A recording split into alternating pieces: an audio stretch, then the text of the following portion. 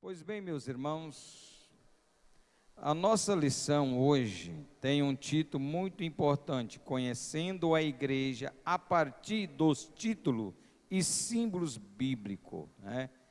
Conhecendo a Igreja. Nós já tivemos 2 aulas nesta lição passada, que relatou sobre os estados da Igreja, a forma da Igreja. Agora nós vamos conhecer a Igreja a partir dos títulos e símbolos bíblicos.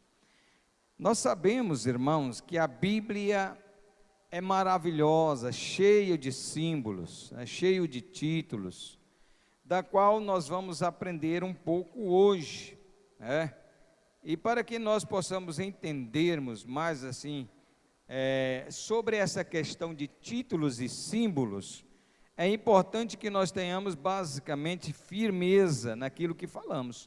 Temos que relatar biblicamente para que nós possamos assim entender o que nós estamos ministrando. Exemplo, se eu disser que a igreja aqui é um símbolo do teatro, eu não estou comparando a igreja de acordo com a Bíblia Sagrada. A igreja não é lugar de teatro, igreja é a casa de Deus.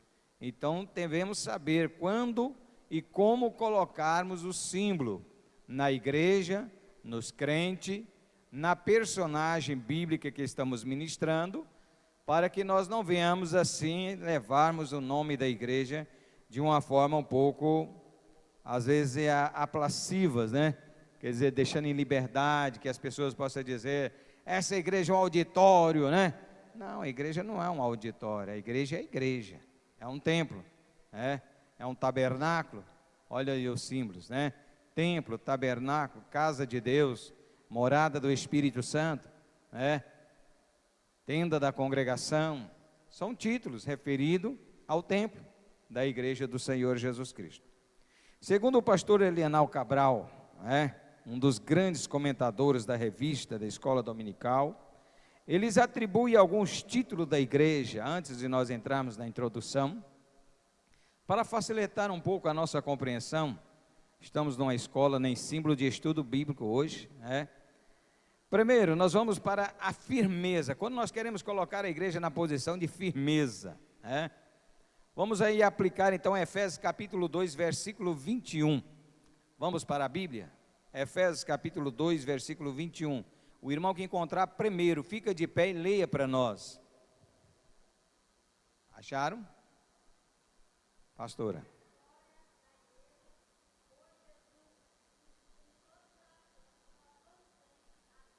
Amém, irmão? A igreja é edifício, firmeza, templo em que precisamos estar firme, confiante na pessoa do Senhor Jesus. Morada de Deus, ainda no capítulo 2, o versículo 22. Vamos aí só mostrar aí algum título. Nós mostramos como firmeza, agora morada de Deus. Efésios capítulo 2, versículo 22.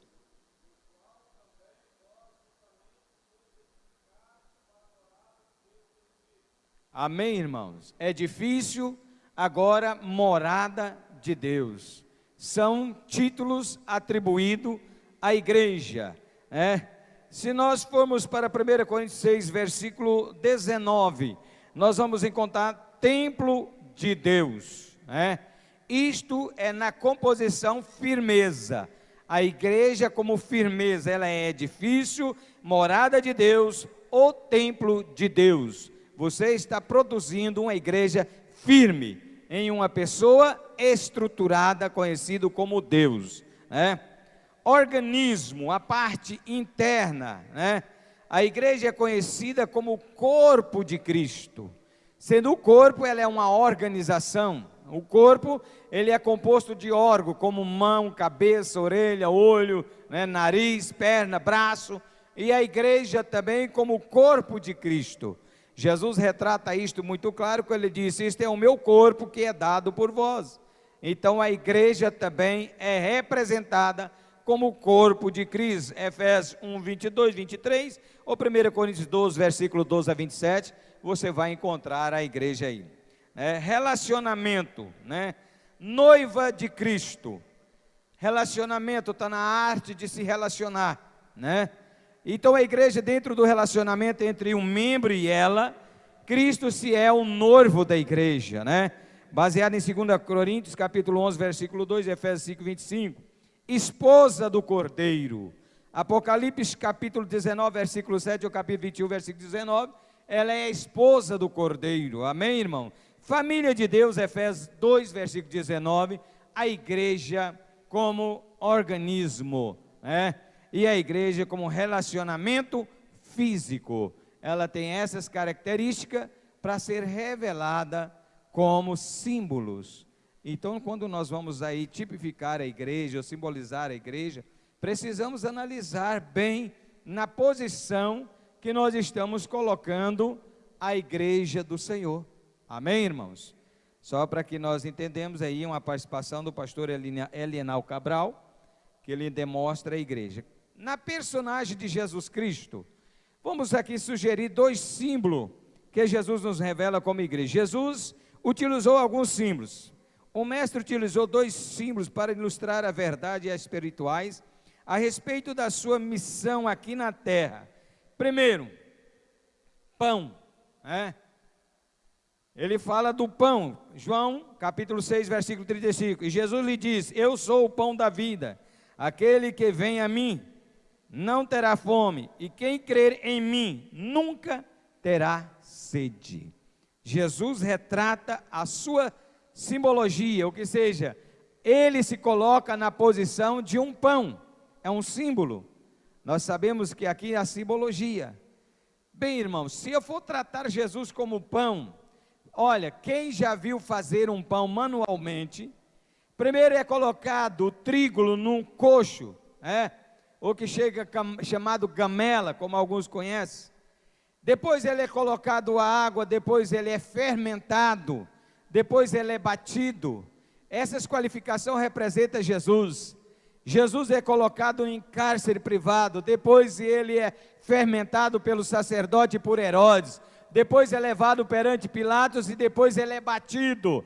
Depois de ser batido, ele é colocado na sua cabeça a coroa de espinho. Depois de colocar a coroa de espinho, ele é colocado uma cruz sobre os seus ombros. Depois de colocar a cruz sobre os seus ombros, ele o arrasta até o Gólgota. Ali ele é fincado e pregado na cruz, respaldando o pão amassado no cilindro. E depois, por último, para que o pão se abre, é passado uma lança nele. Jesus, depois de morto, transformando em pão, ele foi lançado, e aí saiu sangue e água do seu lado. Por essa tipologia, ele é retratado como pão vivo que desceu do céu.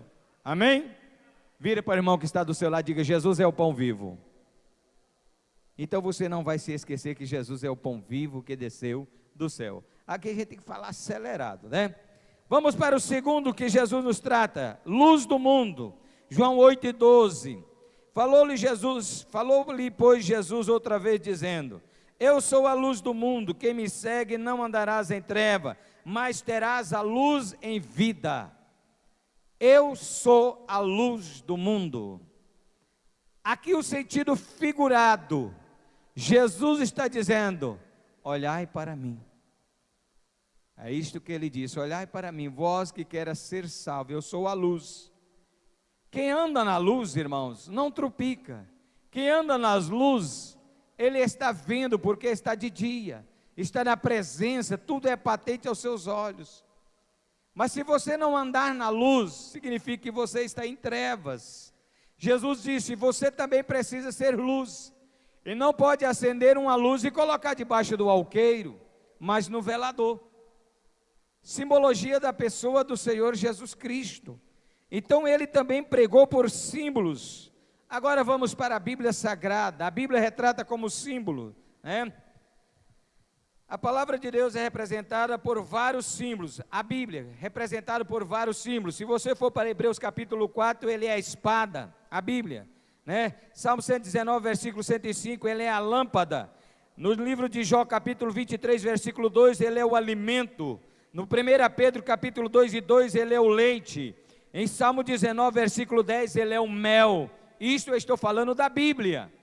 Ela é tipificada como espada, né? Espada do Espírito, lâmpada para o meu caminho é a tua palavra, alimento para Jó, né? Só tu tem palavras vivas que nos alimentam, leite para Pedro, é o leite desnaturado para nutrir a criança, né? E o mel para curar as feridas.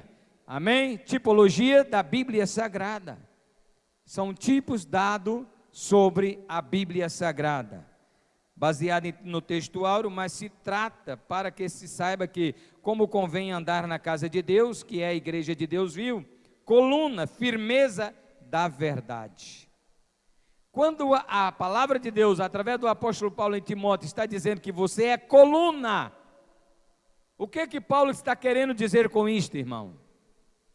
Que você é a verdade, não é isso, irmão? Coluna, palavra da verdade, tem que ter firmeza naquilo que você fala, naquilo que você prega. Você prega baseado na Bíblia? Você prega baseado em Deus? Você prega baseado no Espírito Santo? Você prega baseado no Senhor Jesus Cristo? Coluna da verdade, quem é a firmeza da mensagem que você prega? Então nós temos que ter conhecimento da tipologia e símbolos para nós ministrar a palavra de Deus. Nós vimos aqui, no texto de referência, em 1 Coríntios 12, 12 até o versículo 27, e vamos para a introdução. A igreja é uma das poucas formas visíveis, né, do relacionamento corporativo dos cristãos. A Bíblia expressa um ser de imagem. Para descrevê-la, cada um contribui significativamente para a nossa compreensão. Primeiro, a igreja é uma das poucas, né, formas visíveis de relacionamento cooperativa. Amém, irmãos? Por quê? Por causa dos cristãos. Nós não pregamos igreja. Pastor Edilson, nós pregamos Jesus Cristo. E como nós não pregamos igreja, às vezes a igreja se torna um pouco invisível, para que Cristo aparece na nossa mensagem. Mas se eu assumir a tribuna, seja na igreja ou em praça pública, e começar a ministrar dizendo, preste bem atenção, a minha igreja é que salva, a minha igreja é que cura, a minha igreja é que liberta, eu coloco a igreja à frente da personagem do Senhor Jesus Cristo. Não é necessário pregar a igreja como tipologia. Eu não preciso chegar aqui e dizer, eu vim aqui hoje pregar a igreja evangélica Assembleia de Deus, que é a igreja verdadeira, sincera, honesta, que é o povo dizimista, é o povo que vai morar no céu. Eu não sei, eu não posso fazer esse julgamento. Mas eu vim aqui pregar Jesus que salva, cura, batiza, liberta e dá vida eterna. Devemos entendermos isto. A tipologia da minha mensagem, ela é baseada no Espírito Santo. E se eu basear a minha tipologia no Espírito Santo, ele é representado duas vezes. Uma vez por Noé, quando abriu a janela da arca e soltou, e ele foi e encontrou morada. A segunda vez é representada no batismo de João Batista, e desceu em forma de pomba sobre a cabeça do Senhor Jesus Cristo. Aí eu chego aqui e santifico a pombinha, e deixo a mensagem do Espírito Santo, e começo a dizer, a pombinha é que salva, a pombinha é que liberta, eu sou parte da pombagira, é a pombagira que cura, é a pombagira que liberta. Estaria correto, irmão? Não. Então eu devo tomar conhecimento dessa tipologia.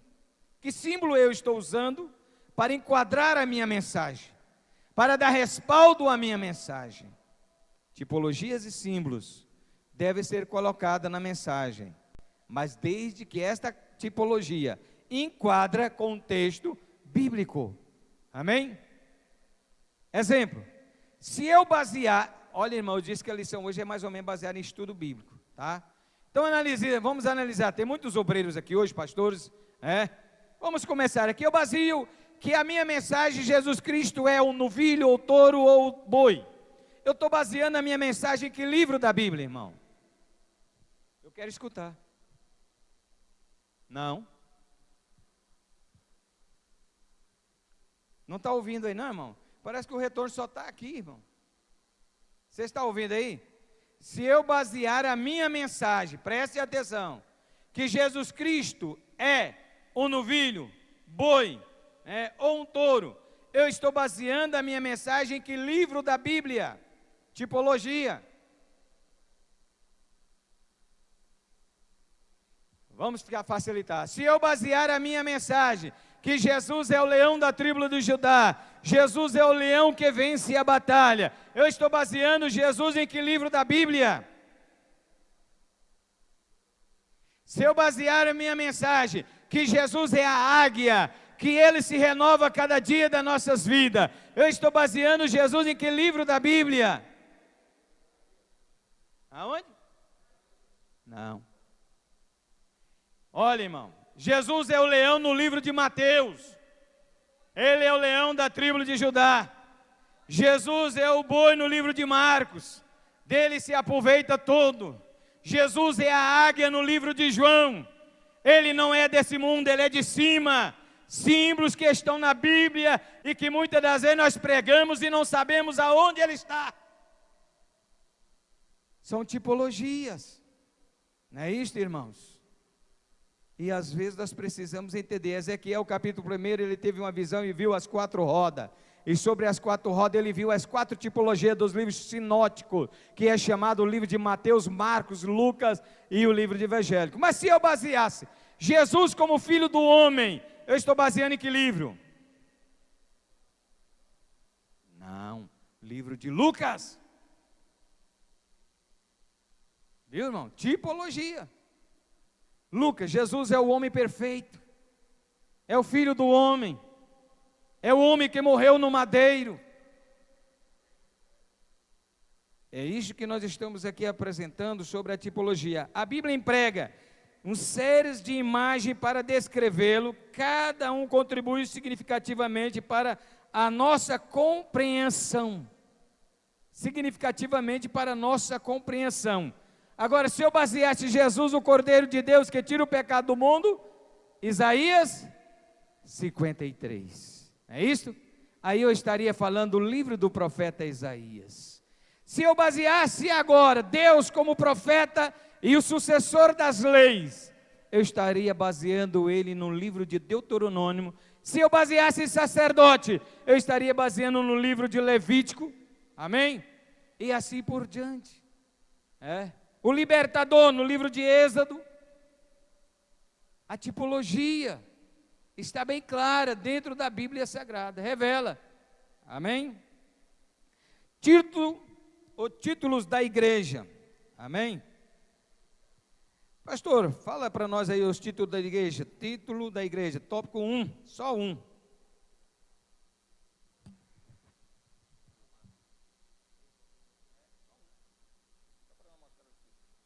Títulos da igreja.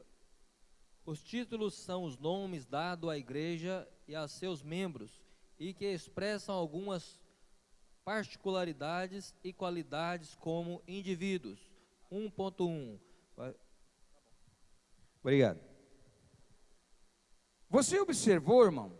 Títulos são nomes dados à igreja, aos seus membros, que se expressa. Exemplo. Como que está 1.1? Qual é o título? A esposa do Cordeiro. Vamos reconhecer João 3, versículo 29. Está aqui? Bem claro, pode colocar para nós? A esposa do Cordeiro. João 3, 29. Quem possa ler daí?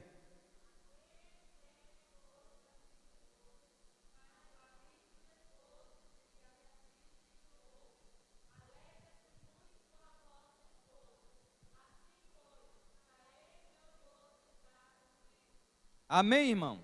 Aquele que tem um esposo é o esposo, Mas o amigo do esposo, ele assiste e ouve, alegra-se muito com a voz do esposo. Irmãos, nós temos o esposo, Parece que há um machismo na igreja, que há uma dificuldade muito grande da gente pregar Jesus como esposo da igreja. É difícil, pastor Israel, você ver um pregador fazer uma mensagem dizendo: olha, Jesus é o esposo da igreja.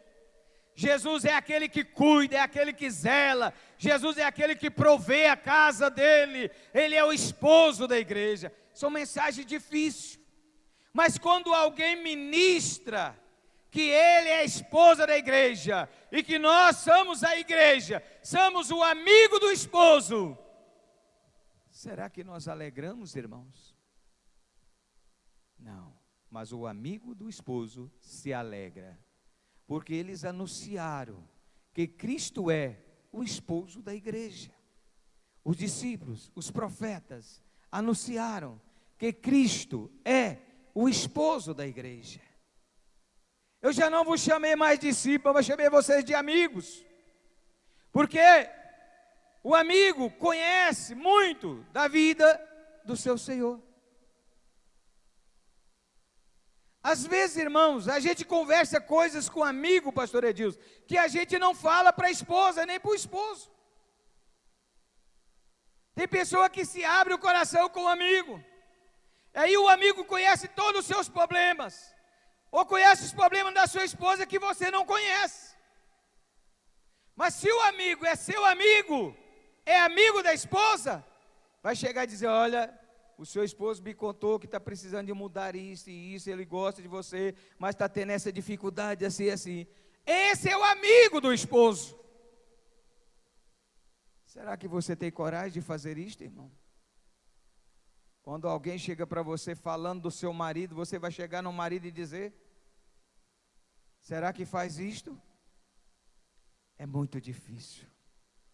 É muito difícil. Mas se você é amigo fiel do casal, você tem que ter liberdade. Não tem, pastor Edilson? Olha, vocês estão passando um problema aí, eu estou sendo informado, precisa mudar o sistema de vocês dois. Sou amigo de vocês dois, né? Estou informado que está acontecendo isso e isso, e sou amigo de vocês. Quero ver vocês bem, quero vocês andar junto. Esse é o verdadeiro amigo. Mas o amigo falso, ele disse: eu estou sabendo que você não está dando certo, o que você acha de nós dois ter uma causa aí junto? Conta para mim o seu problema e quem sabe eu dou conta de resolver a sua causa. Esse é o infiel, falso e bandido amigo. E tem muito deles no meio da igreja. Muitos. A dia desse sua irmã chegou para mim e disse: olha, pastor, eu fui aconselhar um amigo que está separado da família. Você não é de ver que ele está lutando para mim perder a minha família? Falando as palavras, como dizem, inefáveis, palavras lisonjeiras, me atraindo para me abandonar a minha família. Esse é o covarde amigo. Covarde amigo. Mas o amigo que é amigo do esposo, ele é sincero, ele é honesto, ele é fiel. Ele veio buscar e salvar os que estavam perdidos. Você precisa consertar. Eu sou amigo de Deus e vim trazer uma palavra para que você se conserta, para que você se torne o esposo do Cordeiro. Amém, irmãos? Mateus 9,15, o próprio Cristo, autenticamente como esposo. Quem possa ler para nós? Disse-lhe Jesus, 9:15.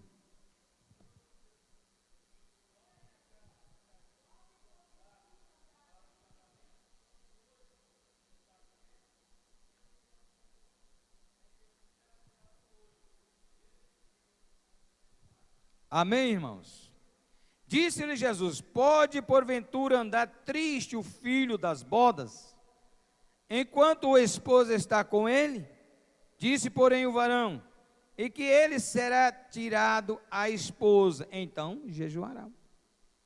Pode alguém ficar triste, vendo a noiva todo dia, namorando todo dia, abraçando, recebendo carinho?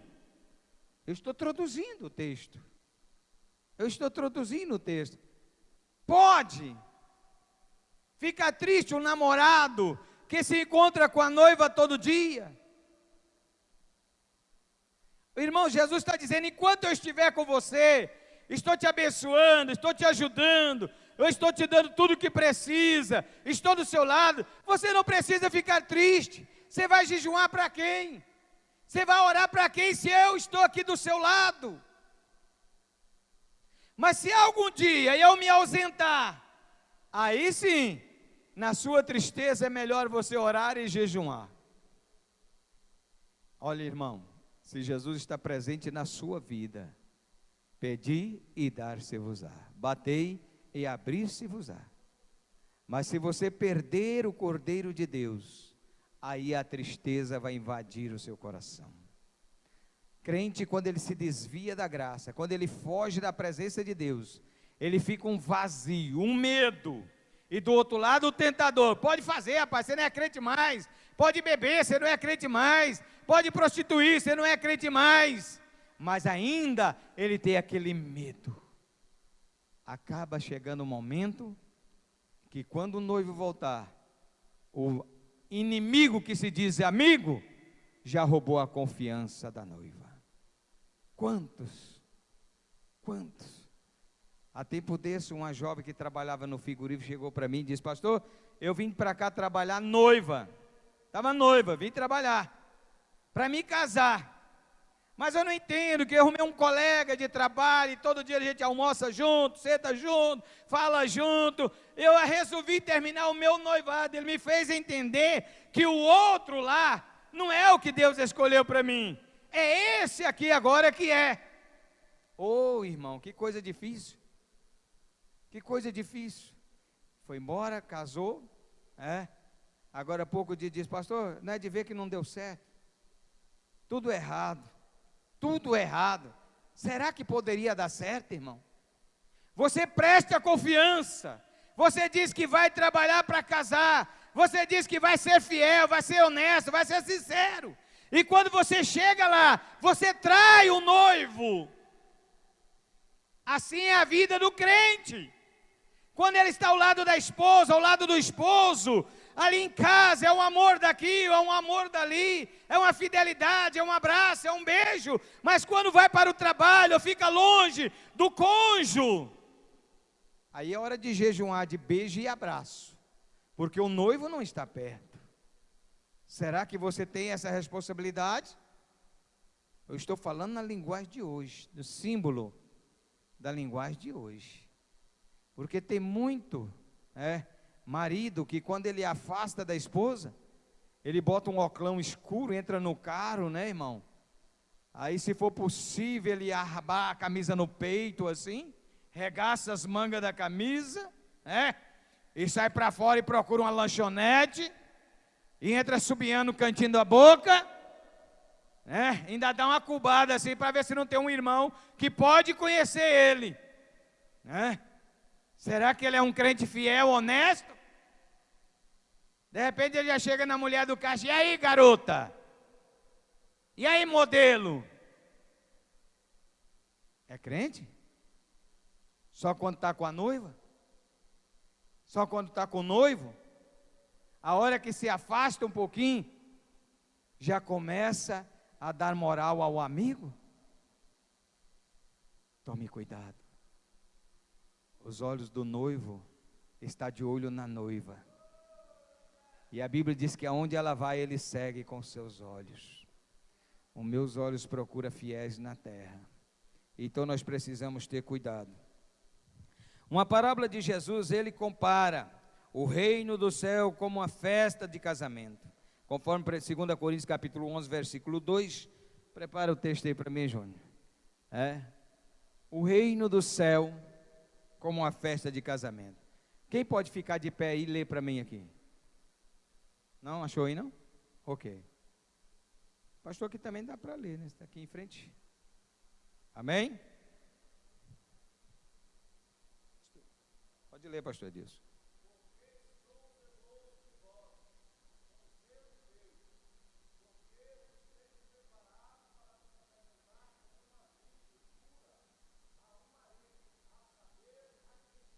Amém, irmãos? Olha aí, porque estou zeloso de vós. O marido zela. ou a esposa zela, cuida, zeloso de vós, né? Porque vos tenho proposto para que vos apresenta como uma virgem pura,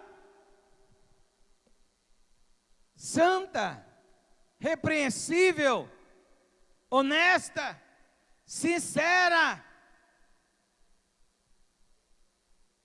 Em uma cidade que eu apacentei no início do meu ministério,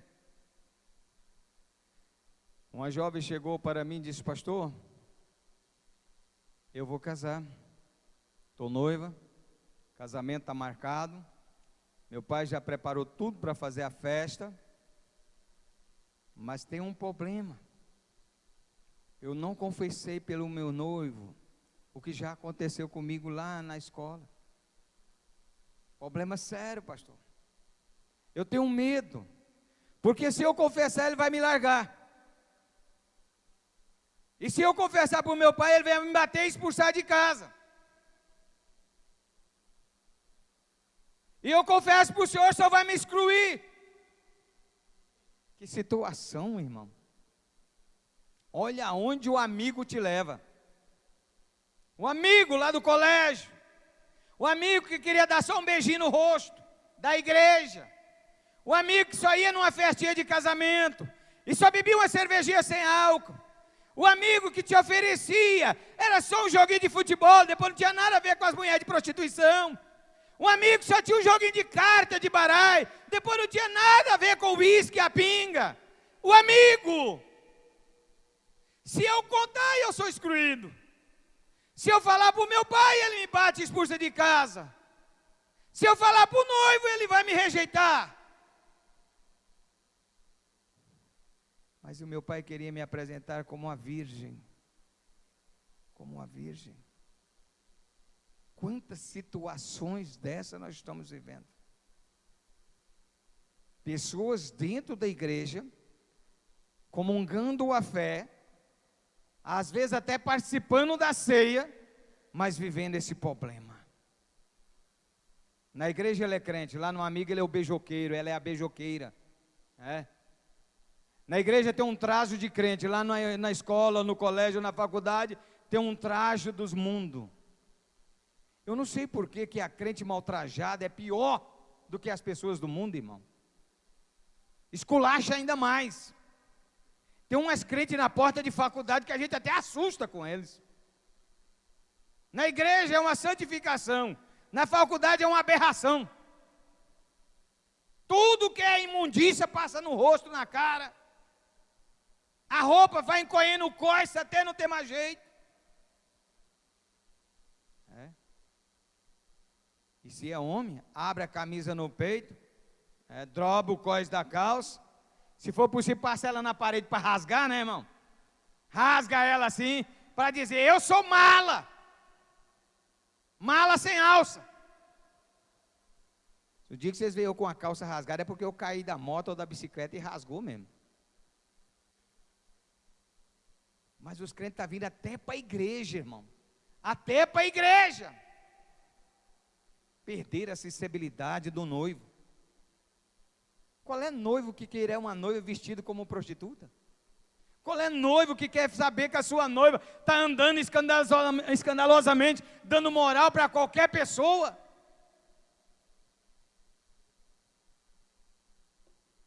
É triste, não é, irmão? Sangue de Jesus não estica a saia. Sangue de Jesus não muda a cor de cabelo. Nossa, eu estou com vergonha de vir na igreja, meu cabelo ficou esquisito depois que eu pintei dessa cor. Quer cuidar, irmão? Pinta direitinho. Uma cor natural, uma cor visível, uma cor bonita, que todo mundo usa. Mas tem um que vem parecendo arara, né, irmão? Parecendo arara, vermelho de um lado, amarelo do outro, preto do outro, branco do outro. Vem aquela coisa esquisita. Não é um cuidado, é um relaxo mesmo. É uma vitrina se oferecendo ao mundo. Aí o noivo dá uma olhada e diz: eu posso confiar a minha vida a essa mulher? Ou eu posso confiar a minha vida a esse homem? Uma parábola, Jesus compara o reino do céu com uma festa de casamento. Que tipo a noiva vai comparecer? Que tipo é os convidados? Mas o do reino do céu é semelhante a um certo rei, que celebrou as bodas dos seus filhos. Deus, preste bem atenção nisso, quer saber de que jeito é a esposa do filho dele. Quando chegarmos ali no céu, que sentarmos na mesa, no livro de Apocalipse capítulo 2 faz uma pergunta: quem são eles? E de onde eles vieram? Então levantará um ancião e colocará de pé e diz: ele sabe, apontará em Jesus Cristo. Ele sabe. Então Jesus ficará de pé diante dele, disse: Pai, são esses que eu comprei com o preço do meu sangue. Lavar e branquear as suas vestes no sangue do Cordeiro. Ainda tem aqueles antibíblicos que não lê a palavra de Deus, diz: não, esses aí são os que morreram degolados, que não aceitaram a marca da besta, e que passaram pela grande tribulação. Irmão, quem passar pela tribulação não morreram pelo sangue do Cordeiro, morreu pelo seu próprio sangue. Não valorizaram o sangue de Cristo. A Bíblia diz: quem lê entende. Lavar e branquear as suas vestes do sangue do Cordeiro. Ela é minha noiva, Pai. Essa é a minha noiva que eu comprei com preço de sangue, tipo de casamento. Então, vai apresentar o Pai a sua noiva. Amém, irmãos? Regozijai-vos e alegrais, dai-me glória, porque vindos são as bodas do Cordeiro, e já a sua esposa o aprontou. Apocalipse 19, versículo 7. Regozije e alegra, porque está chegando a hora em que a noiva vai ter que entrar pela porta do céu. E como estão as suas vestes? Branquearam? Lavaram? Você já imaginou uma noiva chegar no casamento sujo? Próximo à cidade de Mundo Novo tem um povoadozinho, hoje fica antes do assentamento, eu nem sei se ainda existe lá, é para cá da Lagartixa. Eu fui fazer um casamento e eles buscaram a noiva numa moto, infelizmente estava chovendo muito, ela caiu dentro de um poço de lama. Uá! Chegou toda lameada. Pastora disse, eu cheguei e disse: irmão, eu não posso fazer esse casamento. Mas por quê, irmão? Porque você não está vestida como noiva. Eu prefiro você tirar esse vestido e vestir uma roupa natural, e venha, e eu faço o casamento. Com essa roupa suja, não é o símbolo da pureza, é o símbolo da sujeira. Não dá para fazer um casamento, uma noiva vestida de preto, de vermelho, não é noiva. Porque a noiva é representada pelo branco, pela pureza. Aí não é casamento, é casalamento. Casalamento você faz de qualquer maneira, de qualquer jeito. Mas casamento é o virgem com a virgem, é o puro com a pura. Demonstração de pureza. Comparação bíblica. Porque o marido é a cabeça da mulher, como também Cristo é a cabeça da igreja, sendo ele o próprio Salvador do corpo. Efésios capítulo 5 e 23, está na lição. O próprio Salvador do corpo. O que nós estamos analisando, irmãos? Como eu vou responsabilizar pelo um corpo que já foi bolido, que já foi mexido? É traição de confiança. Agora, quando o cônjuge chega para o outro e confessa: quer casar comigo? Só que eu já não sou mais a moça virgem, eu sou mulher, eu sou homem, já conheci uma mulher, ou já conheci um homem. Então você não está enganando ninguém, você está sendo real, falando a verdade, e conhecereis a verdade, e a verdade vos perdoará, ou libertará. Agora com mentira não, com falsidade não. Então nós temos que ter entendimento, para que você se responsabilize, que o noivo se responsabiliza pelo corpo, o corpo tem que estar virgem. Aí ele assume total responsabilidade. Total responsabilidade. Um certo dia o casal apareceu no gabinete para ser aconselhado. Aí começaram a jogar as farpas um no outro. Eu te peguei assim, você era bagunçado, você era desse jeito, você também era assim, era assim. Eu disse, muito bom, pode cuspir o que vocês quiserem aí, fala o que quiser, mas fale aqui dentro, porque quando vocês saírem daqui, vocês não vão sair com nenhum segredo mais um do outro, vai revelar tudo, e criar vergonha na cara, ou aceita, ou separa, é a verdade. Andarão dois juntos se não tiver de acordo? Casais precisam ter entendimento. A igreja é o símbolo da noiva, e como símbolo da noiva, o nosso cuidado é com as vestes, é com a alimentação, é com tudo que faz essa noiva ficar santa, pura, limpa e sem mácula. E é para isso que nós estamos aqui, lutando para zelar dessa noiva. Oh, isso não pode, isso não deve, desse jeito você engorda no pecado, desse jeito você adoece no pecado, desse jeito você vai ser excluído, desse jeito o noivo não gosta, desse jeito a família do noivo não aceita. Você é a noiva e precisa de disciplina, você vai casar com o rei, no palácio não entra de qualquer maneira, não é de qualquer jeito, é escolhido, eu vos escolhi e nomeei para que vás e dê fruto, é escolhido, sim.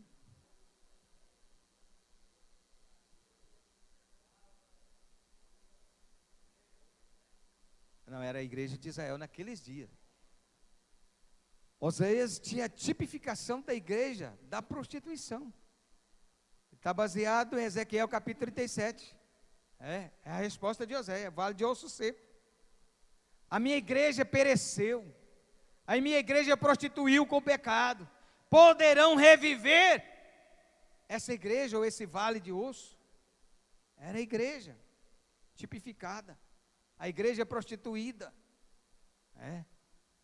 Mas Jesus quer uma igreja limpa, pura e santificada. E nós temos que ter esse zelo específico por esta igreja. Amém? Cristão, título dado a nós como noivo, ou como servo, ou como cristão. Amém? Vamos para 1 Pedro capítulo 4, versículo de número 16. 1 e 2. 4:16.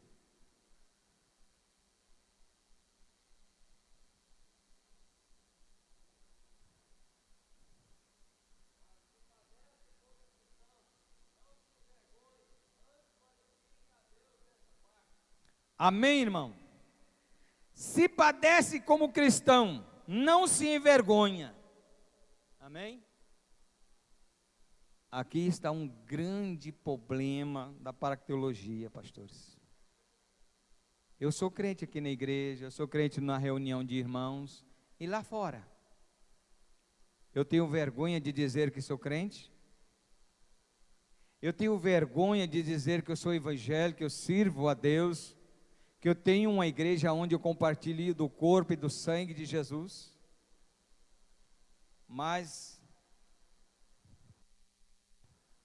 eu não tenho coragem de dizer que eu sou crente lá no meu trabalho. Pastor, tem 4 anos que eu trabalho lá. Um irmão chegou para mim e disse, tem 4 anos que eu trabalho na firma, ninguém lá sabe que eu sou crente.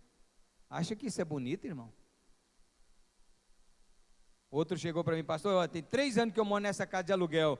A dona da casa não sabe que eu sou crente. Meu Deus, eu imagino o que acontece, hein? Não pode rodar um hino, não pode ouvir uma mensagem, não pode ver nada de Deus, não pode fazer uma oração. Ninguém sabe que eu sou crente. E Jesus chama a atenção e diz, ide por todo mundo e pregar o evangelho a toda criatura. Mas ninguém sabe, eu tenho vergonha. Jesus disse, aquele que me envergonhar de mim aqui na terra, eu terei vergonha dele diante do meu Pai, que está no céu. Você tem vergonha do seu marido, irmão?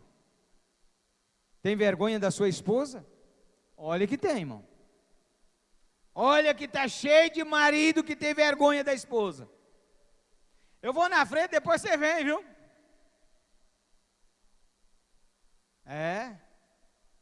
Sabia que tem marido que tem vergonha? Ele não tem coragem de pegar na mão da esposa dele para andar na rua. Vai andar na frente aí, trem. Depois te alcanço, vai indo aí. Vou passar ali. Vergonha de andar com a esposa. Isso é sério, irmão. Tem vergonha dos meus filhos. Um pai já chegou para mim e disse isso. Tem vergonha dos meus filhos, pastor. Meu filho é custoso demais. Sabe por quê? Porque você nunca leu Provérbios capítulo 13.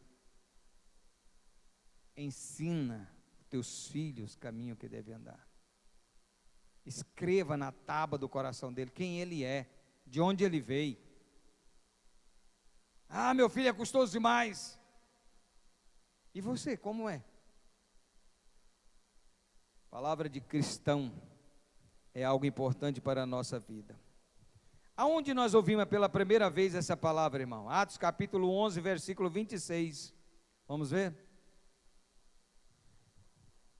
Lê bem alto aí, irmão.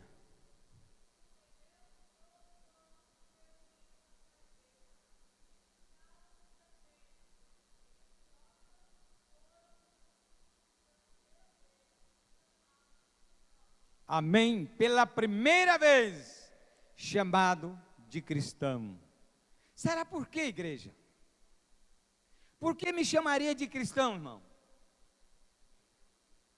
Seguidor de Cristo. Não é isso, irmão? Seguidor de Cristo. Pela primeira vez nós fomos chamados de cristão. Por quê? Nós anunciamos a Cristo. Eu nem sabia que eu era cristão, irmão. Se você anuncia a Cristo, você é cristão. E os discípulos se sentiram honrados, se sentiram engrandecidos. Pela primeira vez lhe deram um título que simbolizava a sua fé, cristão. E muitas das vezes, meus irmãos, nós não somos conhecidos pela nossa religião.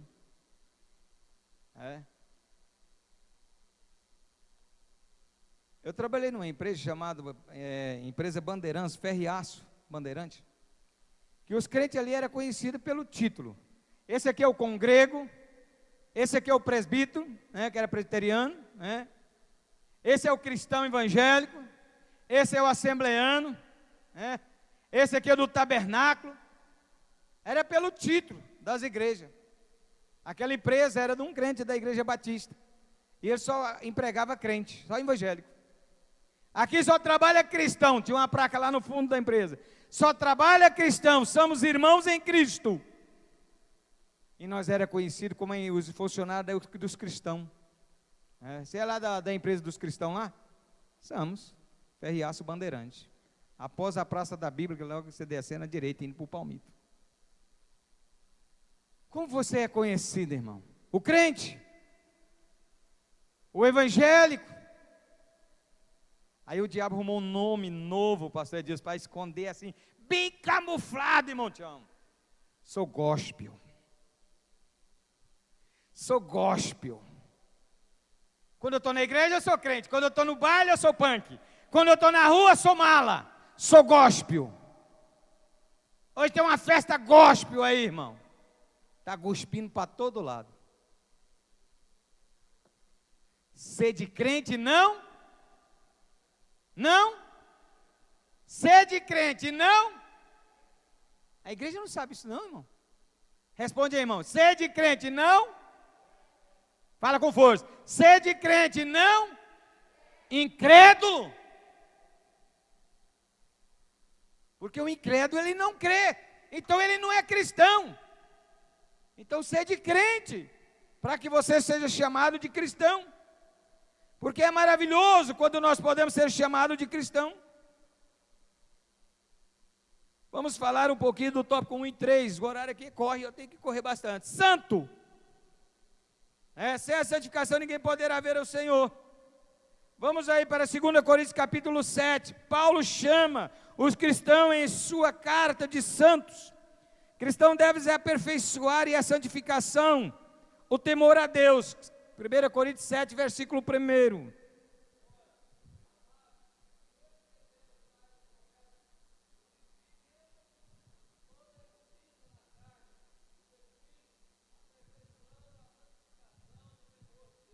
Oh, glória! Aperfeiçoando a santificação no temor de Deus. Sede santo, irmão. Aperfeiçoa, melhora o seu comportamento cristão, santifica na verdade. Aonde, pastor, que eu vou me santificar? Na verdade. Pois a palavra de Deus é a verdade. E conhecereis a verdade, e a verdade vos libertará. Sede santo, porque eu sou santo. Eu vou te mostrar um pouquinho lá no Antigo Testamento. Abra comigo Levítico capítulo 20.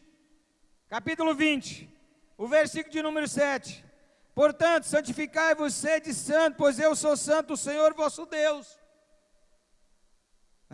Versículo 8. Guardai os meus estatutos, cumpri, eu sou o Senhor que vos santifiquei.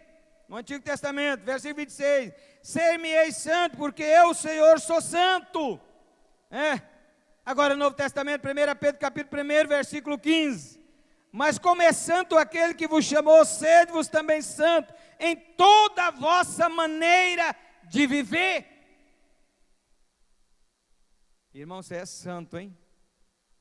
Você já foi chamado de santo alguma vez, irmão? Se foi, glorifique a Deus. É uma honra quando alguém chega assim e diz, irmão, você é santo, hein? Agora, desde que não seja por crítica, né? Porque tem pessoa que ama, fala, santinho, você é santo, santarrão. Isso é crítica, viu, irmão? Isso aí é abuso de poder. Quer ser santo demais, mais do que os outros. Mas, irmão, glória a Deus, eu vejo uma santidade na vida do irmão. Eu vejo uma santidade na vida da irmã. Isso é maravilhoso, é título agregado, né? É título correspondido. Como que chamava esse ex-presidente que saiu agora? Temer, o dia que nós estávamos em Brasília, que o Temer foi lá, da qual nós fomos criticados, porque ele era o presidente, tinha que receber, né? Ele estava na nossa reunião particular, ele chegou para o pastor Manel Ferreira, bateu a mão no ombro dele e disse, homem de Deus, homem santo, eu reconheço a sua santidade, pelo seu modo de agir e de andar. As lágrimas desceu no olho do pastor Manel Ferreira. Quando ele foi embora, ele disse, irmão, eu não me alegrei por ele ter vindo aqui, eu não me alegrei por ele ter falado o que falou, eu me alegrei porque ele conheceu em mim, isso eu sou. Isso eu sou. Xandalabaçuindecaia. Irmão, é a coisa melhor do mundo de alguém olhar para você e dizer, irmão, você é santo. Isso é importante. Quantas pessoas que lutaram e pelejaram, e agora os homens sacerdotes por aí, querem dar santificação depois que ele morreu. Aí já é tarde demais, não adianta mais nada. Depois que morre, não adiantar. Minha mãe era santa, meu pai era um santo, meu irmão era um santo. Falou isso em vida? Disse isso para ele em vida? Por que depois que morre, irmão, até o demoniado vira santo? Vai aí no sepulcro de um drogado, Eu cheguei um dia para orar pela uma irmã que tinha um filho que mexia com um entorpecente, e eu estou lá e ela dizia, meu filho era uma benção, o menino fazia mal por ninguém, 5 crimes, fazia mal para ninguém, meu filho não saía quase de casa, vendia cocaína na porta o dia todo, mas para a mãe, era um santo filho. E você reconhece alguma santidade? Amém? Porquanto escrito está, sede santo porque eu sou santo, 1 Pedro 1, versículo 16. A santificação é um exemplo a ser seguido pelo cristão aqui na terra. É uma maneira que as pessoas olhem para nós e desejem aceitar Jesus como Salvador. Olhar para nós, para que dizer, eu vou ser crente. Pastor Israel dá um bom exemplo. Eu vou ser crente. Adão dá um bom exemplo. Ele é uma pessoa que trabalha com nós aqui, a gente só vê a coisa boa na vida dele. E ele é um cristão, e eu vou ser crente. E isso é santificação, sem a qual ninguém verá o Senhor. É importante que sejamos reconhecidos pela maneira que vivemos, agimos, ou vestimos. Então é importante que nós entendemos. Pastor Divino Gonçalves, saudosa memória, pastor de Brasília, a igreja do relógio. Porteiro Adão de Iporá, foi o fundador da igreja de Iporá. Porteiro Adão de Iporá chegou uma época, o diabetes cegou ele. Mas toda vez que o pastor Divino chegava, irmão, pegava o chapeuzinho e dava para o Adão, ele ia lá no cabideiro, na igreja tinha cabideiro, né, pastor Israel? Ia lá no cabideiro e colocava o chapeuzinho lá. As igrejas primeiro tinham cabideiro, só de a gente pôr o chapéu, os crentes tinham que ter chapéu. Aí o pastor divino chegava, entregava a mão a Adão, vendia lá, mas ele ficou cego, mas não perdeu o posto. Ele queria honrar o lugar dele na porta. Aí ele já sabia onde era o cabideiro. Aí o dia o irmão divino chegou, o irmão Altino, pegou o chapéu dele e disse, eu vou colocar ali, senão o irmão Adão vai trupicar. Aí ele disse, pai do senhor.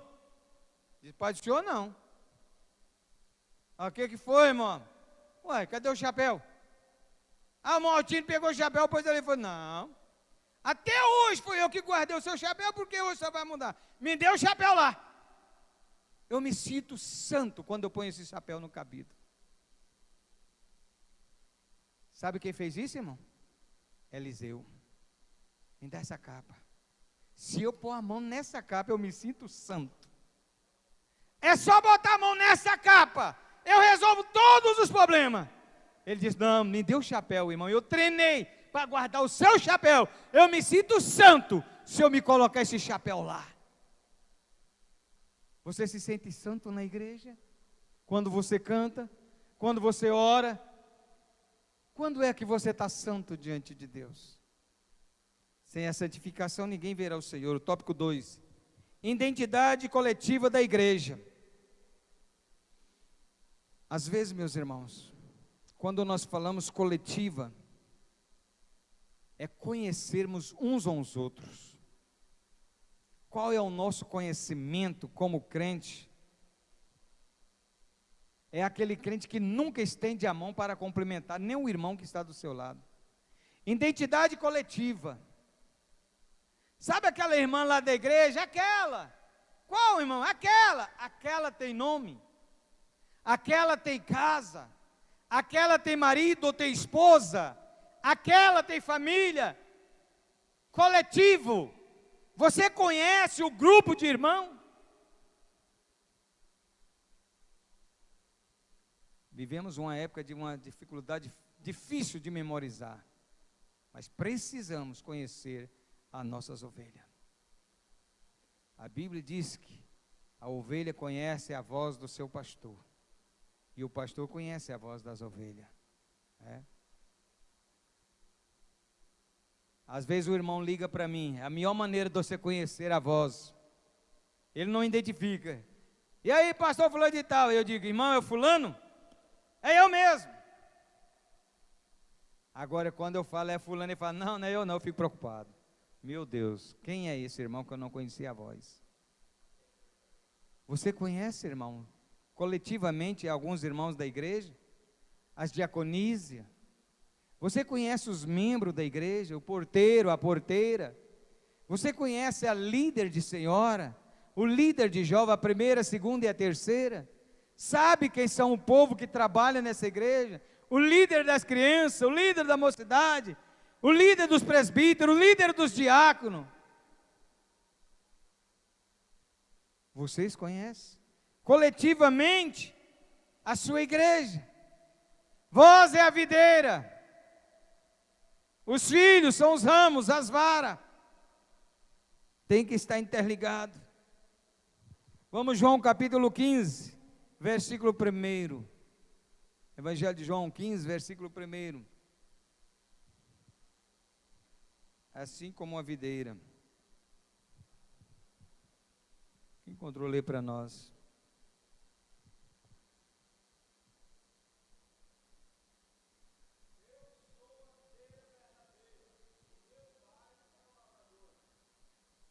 Amém? Eu sou a videira verdadeira e o meu pai é o lavrador. Se você for até o versículo 11, ele vai mostrar se você está ligado ou não na videira. Você é a vara, você é o ramo, está enxertado, está ligado na videira. O pastor Abigail usa dizer que tem um crente, ele não fala rico, ele fala o crente abastado, né? Aquele crente que tem vida digna, financeira. Ele acha que ele tem a obrigação de vir na igreja assistir o culto. Ele não cultua, ele vem assistir o culto. Ele chega, senta, assiste o culto, levanta da sua posição, bana o pezinho e vai embora para a igreja, não pega na mão de ninguém, não conversa com ninguém. Eu não preciso de ninguém. Vera Cruz 2, uma época eu estava dirigindo. Aí um irmão chegou e disse: ó, irmão, metade dessa igreja aqui é meu funcionário. Tudo é meu funcionário. Eu falei, que bom, irmão, mas o senhor é só auxiliar. Aqui no meio dessa igreja tem pastor, tem evangelista. Não, mas é tudo meu funcionário. Tudo gente minha. Eu senti assim uma arrogância. Eu sou acima deles tudo. Você pode ser o que for lá fora, irmão, mas aqui dentro você é vara. Você tem que estar ligado na videira. Se não tiver, você murcha e seca. Não vai ter vida em si mesmo. Você pode for o que for lá fora. Aqui dentro, você tem que ser ovelha. O Luiz do Carmo, senador, eu achei importante ele falar para o governador. Ele disse: governador Otávio Lage, Ronaldo Caiado, né? Ronaldo Caiado, lá naquele palácio, o senhor é o governador. Lá na Câmara eu sou o senador. Mas aqui eu sou ovelha desse homem aqui. Eu sou ovelha. Aqui eu sou ovelha dele. E se o senhor estiver aqui comigo, o senhor também tem que ser ovelha. Porque aqui o pastor é ele. Amém, irmãos? Qual é a sua postura? Qual é a sua posição? Deus te dá um cargo de auxiliar e você já começa a levantar a cabeça e andar arrogante. Deus te dá um cargozinho na igreja e você já começa a ficar rotando, humilhando o irmão, humilhando a irmã, falando palavra difícil, palavra pesada. Às vezes você ainda nem chegou a uma posição elevada e já começa a falar: eu estou mandando, eu estou pedindo. Não, é falando.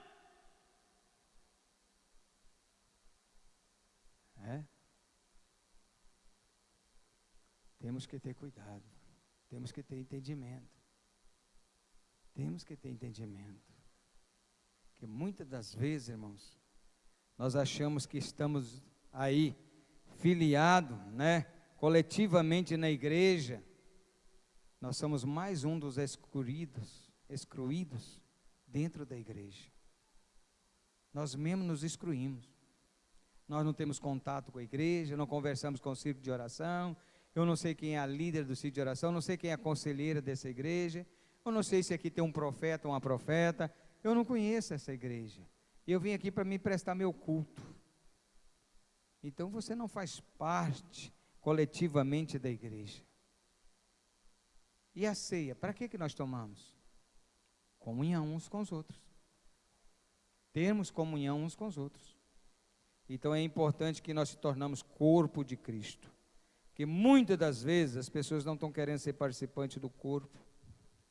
Somos ligados em Cristo Jesus através do corpo, da oração. Se nós não tivermos ligado, não vai adiantar, não vai resolver nada. Não, mas eu pensei que essa escola hoje ia ser diferente. Eu também pensei. Até quando eu entrei ali, ainda pensei que ia ser diferente. Mas quando a gente chega aqui, irmão, a gente só é um vaso. Aí Deus pega o registro aqui e vai assim: não, é assim, é assim. Não adianta. Então é preciso você descer do sapato aí, do salto, e entender que você é ovelha, que você é membro, que você é servo, que você é obreiro, para umbrar, para fazer, para andar junto, para que nós tenhamos uma igreja coletiva, uma igreja unida. Nós dizemos: em Cristo somos um. Quem é a irmã Maria Francisca aqui nessa igreja? Não sei, irmão. Tem ela aqui na igreja? Existe? Existe. Existe, irmão. Então nós temos que ter cuidado. Amém? 1 Coríntios capítulo 14, versículo 4. Vamos caminhando. Os dons espirituais. Está dentro da revista também. 14, 4. O que fala em língua.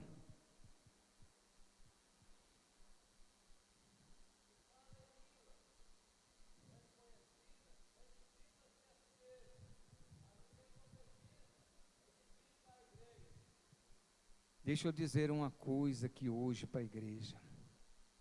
Quanto tempo você não está falando em língua mais?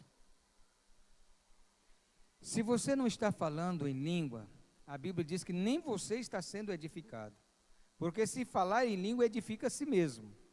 Aí eu pergunto, você ainda é profeta? Ainda entrega a mensagem de Deus profética? A igreja, irmão, ela é nascida através da palavra profética. Nós estamos entregando nossos dons para os comerciantes negociar com eles. Através de envelope com dinheiro, através de vendas de folha, através de águas benzidas, indulgências vendidas na igreja, estão utilizando os nossos dons espirituais, porque a igreja do Senhor está recusando a falar em língua e a profetizar.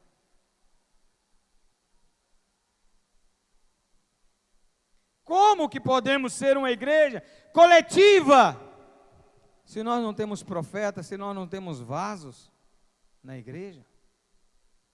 E nem tão pouco respeito.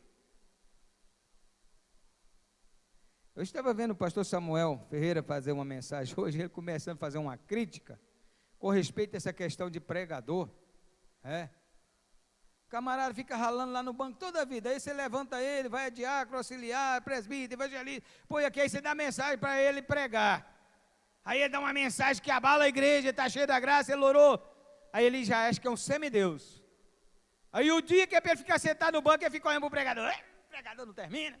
Mas que hora que vai terminar essa mensagem? Mas se fosse eu mudava essa mensagem hoje. Se fosse eu, a igreja está pegando fogo. Se fosse eu. Você sabe de onde você saiu, irmão? Não é todo dia que é dia de fogo, não. Tem dia que é de passar o sabão e a escova. Tem dia que é de enxaguar. Tem dia que é espendurar no varal. E tem dia que é de você ficar perfumado, alegre, satisfeito, pulando, glorificando.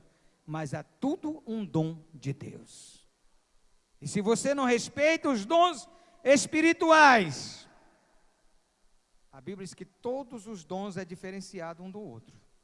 Ninguém tem dons iguais a um ao outro. É diferenciado. A mensagem do pastor é de um jeito, a do pastor aqui é de outro jeito, a do pastor ali é de outro jeito, mas são mensagens de Deus. E Deus usa a maneira que Ele quiser, são vasos a ser usados, da maneira que Ele quiser. Não é isso, irmão? Então nós temos que ter cuidado. Eu cheguei na casa de uma tia minha, mais ou menos assim, uns 68 anos, e eu levei comigo a minha irmã mais velha. A minha tia tem aquele negócio de tremer assim, então ela vai fazer o café, tem um trem parecido com esse aqui, aí põe o coador aqui, lá embaixo põe o bules, né?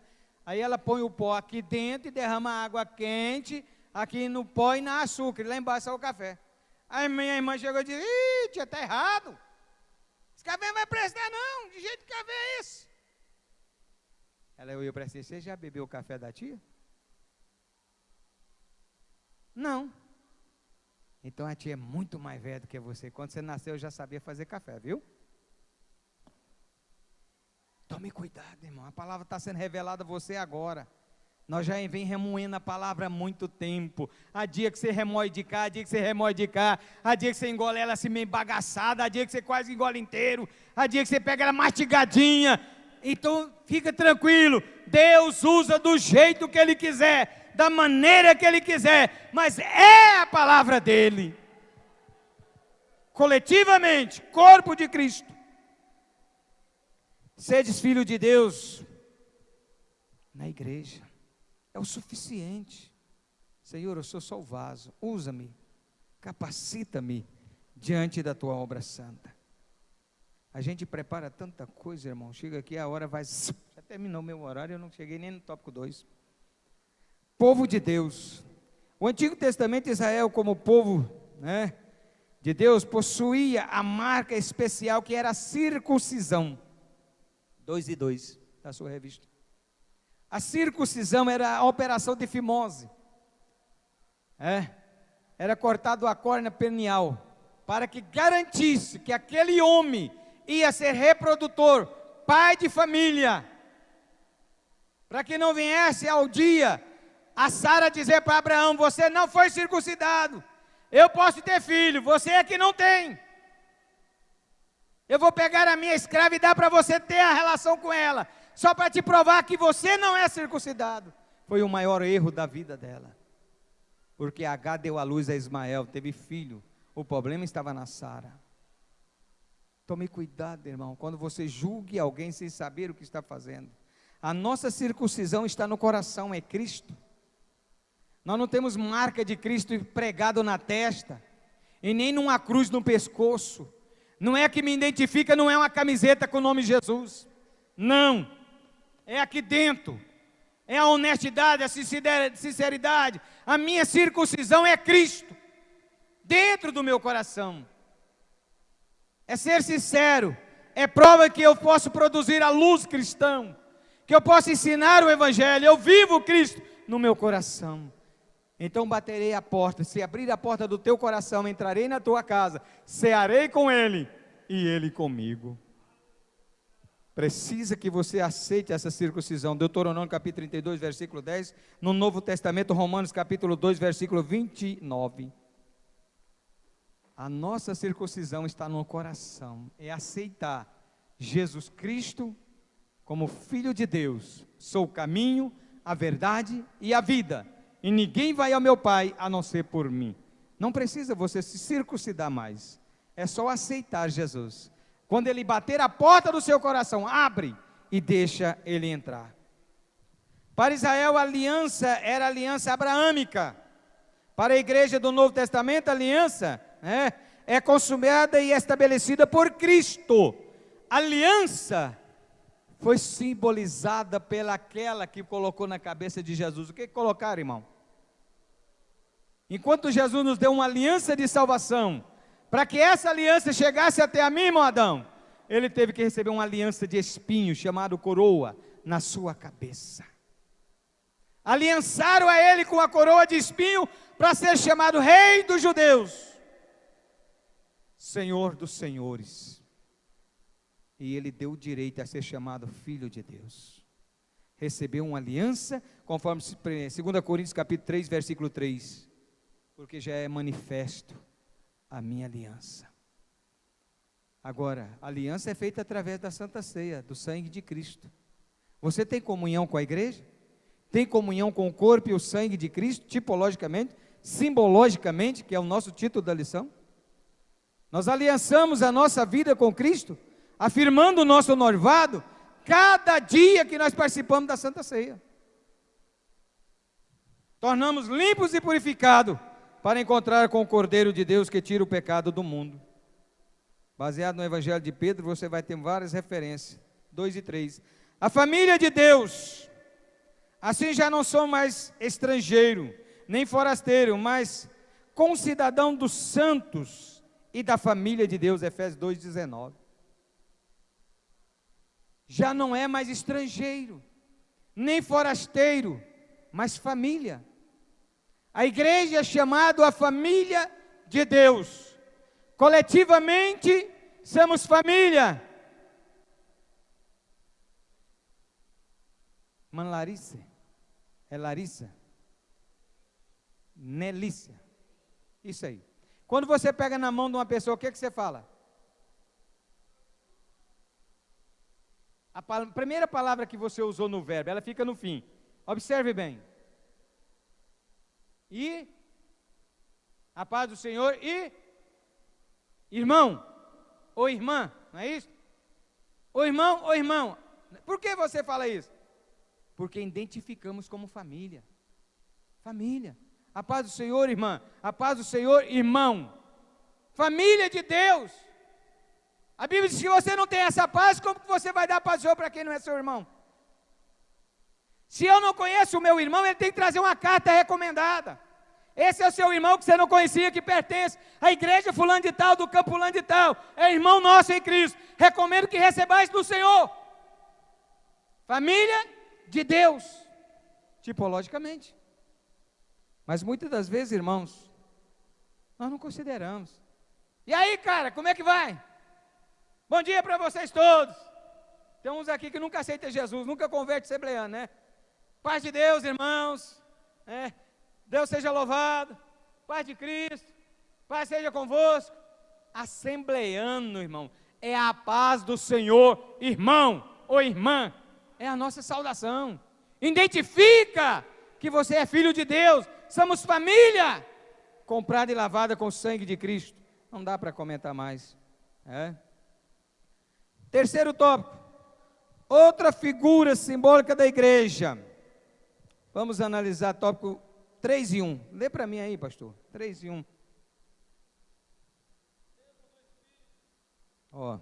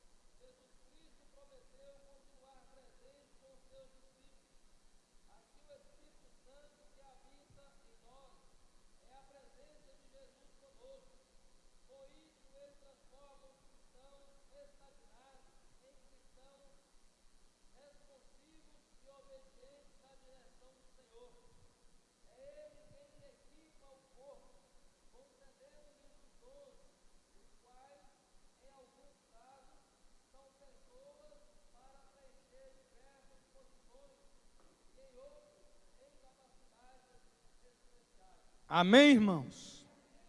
Todas essas dádivas é pelo Espírito Santo de Deus. Paulo recomenda 1 Coríntios 3,16, não sabeis vós que sois templos de Deus e que o Espírito de Deus habitais em vós? Por quê, irmão? Porque se eu quero ter uma igreja, coletivamente, um ministério, eu preciso ceder a sessão do Espírito Santo.